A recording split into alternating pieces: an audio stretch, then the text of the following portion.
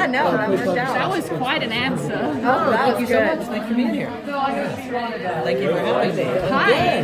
We just heard some amazing things about the choices that you made, putting together the show with your female heads of department and the influences, sending that down to the young women.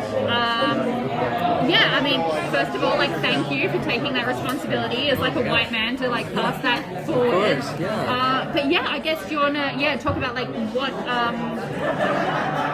why this property, why teenage girls, and then why this? What brought you and what do you want to show for it?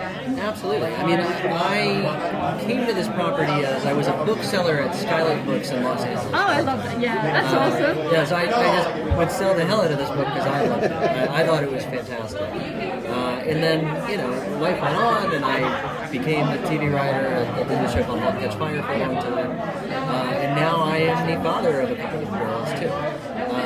So when I was invited into this project, I did feel that, I was a voice for it, but I shouldn't be the voice. And in a way, that's the opportunity we have. Because Brian and Cliff wrote this, as fast as they could many years ago in a vacuum. But we got to, it's an all-female writer's room other than me. It's all-female directors, as you said. And then we have the girls. And so I guess I feel like I'm facilitating a conversation that jumps off from this great place, but then asks, where else could it go? Did we go deep enough? I just think that's, and by the way, not even to be commended so much as expected. Music in it is fantastic, and what great choices. What was that listening to? Just trying to find the music. Oh man, so fun because I think it was, we think there are other shows that do a really good job of playing the top 40 you're going to recognize. We were kind of can we get into the weird corners where the kids are smoking the cigarettes a little more? Can we go a little the track you don't think is good? And so in that, we have the girls do their own playlists. We tried to pick from there. And then, I think we have it even deeper to go. And that's also the great thing, is just you're kind of high-fiving a younger version of yourself. May it continue. Oh, thanks, man. So I've asked this one already, but I think it's a funny one because this is for kids. So I don't know what went on in it. I know a little bit. I did not live then, but what were some of the items and what are some funny things you tied in from the I think a very funny thing to experience for me as a child of the 80s was that the actresses, none of whom also were very familiar with it, encountering things like Walkman or technology we don't use anymore. We even did some press yesterday with MTV, and I was like, does this even matter to you? I think that was a fun piece of it. But at the same time, these girls, they did their homework. I think they made it all feel very natural. And I think in any era, you kind of, move beyond and then have a little bit of a roll your eyes at the technology of the one that's just passed. But it's going to happen to us too. So we tried to have a good heart.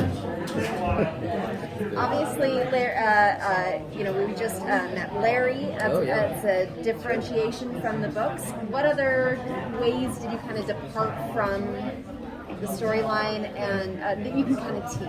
Absolutely. I think one of them was with the actual characters we meet.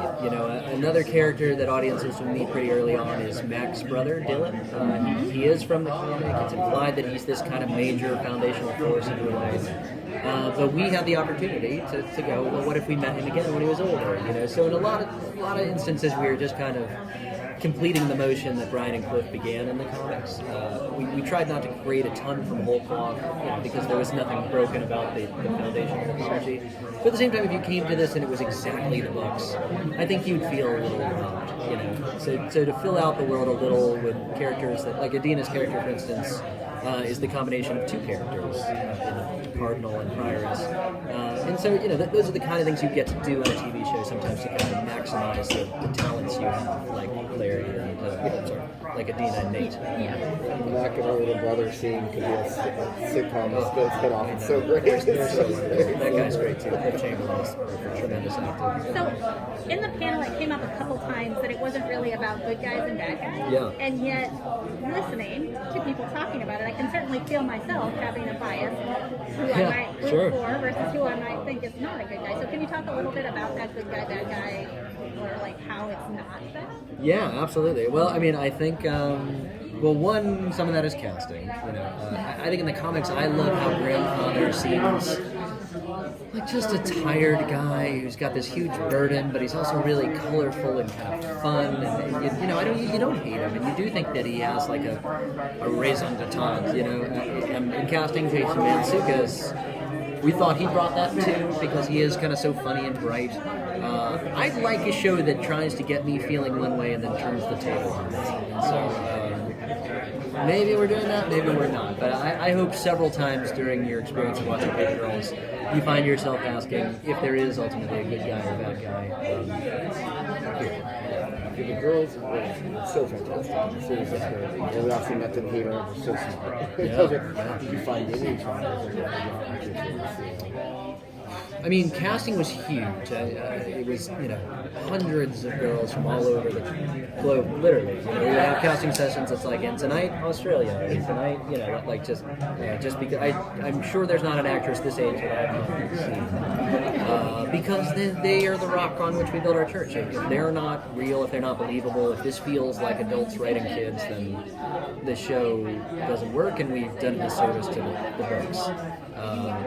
But for my money, we found these wonderful girls. The biggest challenge, but I'm glad we took it on, is that over the age of 16, you kind of can work a longer day when you're filming. It's just a very like thoughtful union rule, you know. So we have to be fast. We have to get it right the first time. But it's worth it because I think it would have been a mistake to age this show up just for the sake of production.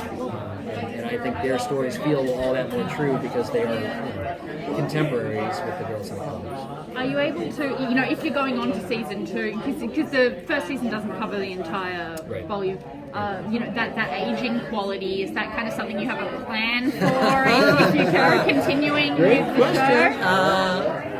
Yes. I think it is an opportunity we have that the book doesn't, because the book obviously takes place 3 or 4 nights. Yeah, the writer said all the series press you button. You didn't edit, you just added. You just got to add all of this Yes. stuff. So that's So I think dealing with that is actually going to be kind of a plot point, you know. Yeah, that makes sense. Can you be away too long? What happens? And I hope that becomes an asset of ours, not a continuity error. Yeah. That's it. Well, thank you guys. Yeah, thank you. Yeah, thank you.